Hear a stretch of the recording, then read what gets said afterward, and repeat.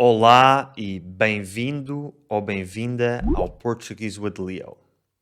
O meu nome é Leonardo e neste canal falo sobre a língua e cultura portuguesas. Ao longo da sua história, Portugal foi dividido internamente de várias formas diferentes. Primeiro tivemos 6 províncias, que mais tarde passaram a ser 10 e depois 11, e finalmente, em 1976, o país foi dividido em 18 distritos e 2 regiões autónomas, que são a divisão mais importante hoje em dia. Se quiseres saber mais sobre a história das divisões administrativas de Portugal e sobre cada distrito e região autónoma em particular, tenho um vídeo sobre esse tema que podes ver na descrição. Hoje vamos falar sobre as origens dos nomes das províncias e distritos portugueses. Comecemos por falar sobre as províncias, uma vez que estas apareceram primeiro. A divisão de Portugal em 6 províncias começou no século XV e elas eram de norte a sul, entre Douro e Minho, Trás-os-Montes, Beira, Extremadura, Alentejo e Algarve. Começando por entre Douro e Minho, o significado desta região é bastante claro. É a região que está localizada entre os rios Douro a sul e Minho a norte. Mas qual a origem dos nomes destes rios? Começando pelo rio Minho, o seu nome existe desde a antiguidade, estando registado como Minius ou Mineus. Acredita-se que este nome possa vir da raiz indo-europeia mei, que significaria caminhar ou ir, ou então que tenha a sua origem na raiz proto-indo-europeia men, associada a montanha ou montanhoso. Passando agora ao rio Douro, acredita-se que o seu nome remonte aos povos pré-romanos da Península Ibérica. Em particular, os celtas da região veneravam o rio como uma divindade, possivelmente chamada Dúrio. Este nome deriva provavelmente da palavra celta dur, que significa água. Mais tarde, durante o período romano, o rio passou a ser conhecido como Durius, forma latina que acabou por evoluir para o atual Douro. Passamos agora à província de Trás-os-Montes, que, como o nome indica, é a área geográfica que está atrás dos montes, para lá dos montes. Neste caso, os montes de que estamos a falar são as serras do Alvão e do Marão, que separam o norte litoral do norte interior. Passando agora à Beira, esta palavra significa borda, margem ou limite. O nome desta província refere-se ao facto de a região ter representado, durante séculos, uma das margens ou fronteiras do território português, fazendo limite com os reinos espanhóis a leste. Se olharmos para o mapa de Portugal hoje, pode parecer estranho chamar aquela região de Beira, uma vez que todo o país faz fronteira com a Espanha a leste. No entanto, na Idade Média, quando o território do reino ainda estava em expansão para sul, a Beira ocupava uma posição estratégica e central na linha de fronteira, entre o rio Douro a norte e o rio Tejo mais a sul, sendo considerada o limite, a beira do reino. Agora imagina que tu vivias na beira do reino e tinhas de comunicar com pessoas dos reinos vizinhos que falavam uma língua diferente. Naqueles tempos não sei como é que terias feito para encontrar um professor de línguas, mas hoje em dia é fácil. Basta usares o italki, que é a melhor plataforma para encontrar professores de qualquer língua que queiras aprender em todas as suas variantes. Se acompanhas o meu canal, sabes que eu adoro aprender línguas. E embora grande parte da minha aprendizagem seja feita sozinho, a ouvir podcasts e a ver vídeos, há uma coisa que nenhum método sozinho consegue substituir: a prática com alguém que nos saiba orientar. É aqui que o italki entra. No italki encontras professores de praticamente qualquer língua que queiras aprender. Professores experientes que sabem quando te corrigir e quando te deixar falar para não interromper o teu flow. O ambiente numa aula de italki é descontraído e muitas vezes a sensação que temos é a de estar a conversar com um amigo.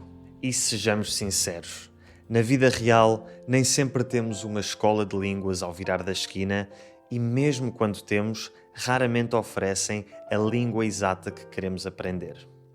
No italki, tu escolhes a língua, o horário e o professor.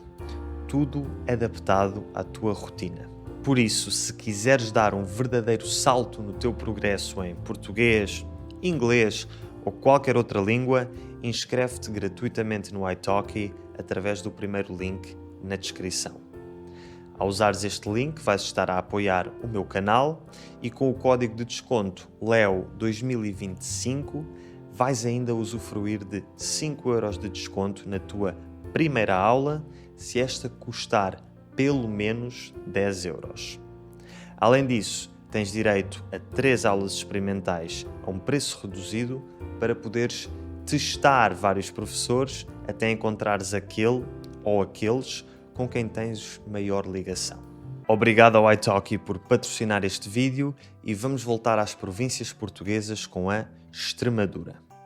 Em Espanha existe uma região com um nome muito parecido, Extremadura, e acredita-se que os nomes das duas regiões tenham a mesma origem. No entanto, existem duas teorias sobre essa origem. A primeira teoria diz que o nome Extremadura vem da expressão latina extrema dori, que quer dizer nos extremos do Douro ou para lá do Rio Douro. Mas esta explicação é pouco convincente porque tanto a Extremadura portuguesa como a espanhola ficam bastante longe do Rio Douro. Isso deixa-nos com a segunda teoria, que diz que o nome vem da expressão terra da extrema, ou seja, terra de fronteira. Esta expressão era usada durante o período da Reconquista Cristã para designar zonas de limite territorial entre os reinos cristãos a norte e o território muçulmano al-Andalus a sul. E por falar em sul, só nos faltam duas províncias, o Alentejo e o Algarve. A palavra Alentejo significa literalmente além do Tejo e designa as terras que ficam a sul do rio Tejo. Este rio é o maior e mais importante de Portugal e o seu nome vem do latim Tagus, usado já na época do Império Romano. No entanto, a origem do nome Tagus não é totalmente conhecida. Finalmente, o Algarve. O nome desta província, tal como o de muitas localidades do sul de Portugal, tem origem árabe. Algarve vem de Algarbe, que significa o Ocidente. Na verdade, o nome completo da região era Algarve al-Andalus, ou seja, o Ocidente de Al-Andalus, sendo Al-Andalus o nome dado ao território muçulmano que ocupava grande parte da Península Ibérica durante a Idade Média. Estas foram as origens dos nomes das 6 províncias históricas de Portugal. No século XIX passámos a ter 10 e depois, em 1935, ficámos com 11, que são as seguintes, de norte a sul. Minho, Douro Litoral, Trás-os-Montes e Alto Douro, Beira Alta, Beira Litoral, Beira Baixa, Ribatejo, Extremadura, Alto Alentejo, Baixo Alentejo e Algarve. Aqui conseguimos ver que não houve muitas diferenças nos nomes. Minho é a região do Rio Minho e Douro Litoral é a região do Rio Douro no litoral, ou seja, encostada ao mar. Trás-os-Montes e Alto Douro é a região de Trás-os-Montes e da parte norte do Rio Douro. A Beira dividiu-se em Beira Alta a norte e Beira Baixa a sul e Beira Litoral encostada ao mar.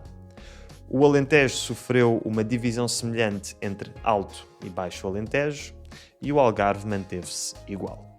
Só a Extremadura é que perdeu ali um bom bocado de território que passou a designar-se Ribatejo.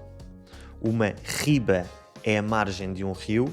Esta palavra tem origem na palavra latina ripa e está relacionada com a palavra francesa rive. Portanto, o nome Ribatejo significa a margem do Tejo.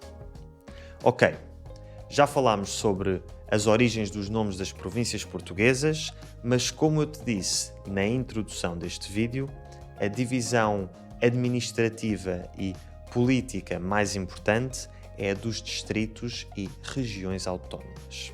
Começando pelos distritos, estes são 18 e têm o nome da sua capital. Ou seja, quando eu digo que vamos aprender as origens dos nomes dos distritos, vamos aprender, na verdade, as origens dos nomes das cidades que são as capitais dos respectivos distritos. Espero que isto tenha feito sentido. Vamos de norte a sul e começamos com Viana do Castelo, cujo nome vem da antiga vila de Viana, fundada no século XIII. A origem de Viana é incerta, mas remonta provavelmente a tempos pré-romanos. Em 1848, para a distinguir de Viana do Alentejo, Dona Maria II acrescentou do Castelo, em referência ao Castelo de Santiago da Barra, que tinha sido construído no século XVI para defender a cidade. Passando agora a Braga, o seu nome tem origem em Brácara Augusta, que era o nome da cidade durante o período do Império Romano. Este nome combinava duas referências importantes. Brácara, em alusão aos brácaros, o povo celta que habitava a região antes da chegada de Roma, e Augusta, em homenagem ao imperador Augusto. Tal como Braga, também o nome da cidade do Porto deriva de um nome romano, Portus Scale. Portus significava Porto, que é o nome atual da cidade, e em relação a Cale existem várias teorias, mas a mais aceite é aquela que diz que essa palavra faz alusão aos Calaetio, galaicos, que habitavam o noroeste da Península Ibérica e que deram origem aos galegos. Para além de ter dado origem ao nome da cidade do Porto, Portus Scale também deu origem ao nome de todo o país, Portugal. Vila Real foi fundada pelo rei Dom Dinis em 1289. O seu nome significa Vila do Rei. Bragança é outra cidade com um nome romano, Brigantia, que tem origem no termo celta briga, que significava colina ou fortaleza elevada. E por falar em elevada, passamos agora à cidade mais alta de Portugal, a Guarda. Situada a mais de 1000 metros de altitude, a Guarda deve o seu nome ao verbo guardar, e isso não é por acaso. A sua localização estratégica, em ponto elevado e próximo da fronteira com Espanha, fazia dela um local ideal para vigiar e proteger o território durante a Idade Média. Viseu é um mistério. Em 2009, foi descoberto um documento datado do século I depois de Cristo que indicava que o nome da cidade no período romano era Vicaium, mas não se sabe qual é a origem da palavra Vicaium. Aveiro, por outro lado, já nos traz mais certezas. Esta cidade é conhecida como a Veneza portuguesa, uma vez que se desenvolveu na foz da Ria, entre o mar e os canais. Pois bem, na língua celta falada naquela zona antes da chegada dos romanos, usava-se a palavra aber para falar sobre a foz de um rio. Curiosamente, essa palavra está até relacionada com a atual cidade galesa. Não, essa não. Aberystwyth, cujo nome significa foz do Estwyth. O nome de Coimbra é outro com origem romana, mas não vem diretamente da cidade atual. Na verdade, Coimbra era chamada, na época romana, Aeminium e ficava perto de outra cidade, maior e mais importante, que se chamava Conímbriga. Quando Conímbriga foi destruída durante as invasões bárbaras, muitos habitantes mudaram-se para Aeminium. Com o tempo, Aeminium herdou não só a importância, mas também o nome da cidade de Conímbriga, que acabou por evoluir para Coimbra. Castelo Branco deve o seu nome à forma latina antiga Castra Leuca, usada para designar a povoação que existia na região. Este nome resulta da junção de castrum, que significa castelo, com leuca, termo de origem grega que significa branco. Passando agora a Leiria, existem duas possíveis origens etimológicas, mas sem grandes certezas. Uma hipótese diz que origina de Leirena ou Leirea, nomes antigos de origem pré-romana associados ao rio Lena. A outra teoria propõe que Leiria vem da palavra leira, de origem latina e que significa terreno cultivado, em referência ao vale fértil junto ao rio Lis. Santarém chamava-se Scalabis no período romano, mas na Idade Média esse nome foi cristianizado e a cidade passou a chamar-se Santa Irene, em honra a uma santa que foi martirizada naquela zona. O nome Porto Alegre vem de Porto Alegre e à primeira vista isto é estranho porque esta cidade alentejana fica bem longe do mar. Mas na verdade, o termo latino que deu origem a este nome, Portus Alacer, pode traduzir-se como passagem agradável e poderá referir-se à localização da cidade entre vales e colinas num ponto de passagem natural e acolhedor. Passamos agora a Lisboa, a capital e maior cidade de Portugal. Durante o período romano, a cidade era conhecida como Olisipo, nome que se pensa ter origem fenícia, derivando de algo como Alis Ubo, que significaria Porto Seguro. Depois dos romanos, Olisipo transformou-se gradualmente em Al-Ushbuna, que era o nome que lhe davam os muçulmanos. E mais tarde Lisboa, como a conhecemos hoje. Setúbal tem origem no nome Setobriga, uma antiga povoação romana localizada junto à foz do rio Sado. O nome Setobriga era composto por dois elementos, seto ou keto, de significado incerto, que talvez fizesse referência aos povos celtas que antes viviam ali, e briga, que já aprendemos quando falámos sobre Bragança, que significava colina ou fortaleza elevada. Com o passar dos séculos, Setobriga ou Quetobriga transformou-se em Setúbal. A cidade de Évora tem origem na palavra ébora, um termo de provável origem celta que pode estar relacionado com éboros, que significava teixo, que era uma árvore sagrada para os celtas. É possível que o local fosse originalmente associado a um bosque de teixos ou a um santuário natural. Mais tarde, os romanos mantiveram o nome e transformaram Ébora numa importante cidade da província da Lusitânia. Quanto a Beja, originalmente esta cidade chamava-se Pax Iulia, em honra a Júlio César. No entanto, séculos mais tarde, durante o domínio muçulmano, a cidade passou a chamar-se Baia ou Baja e daí passou a Beja. O significado exato desta designação árabe é incerto. Finalmente, a cidade algarvia de Faro é outra que tem duas teorias para a origem do seu nome.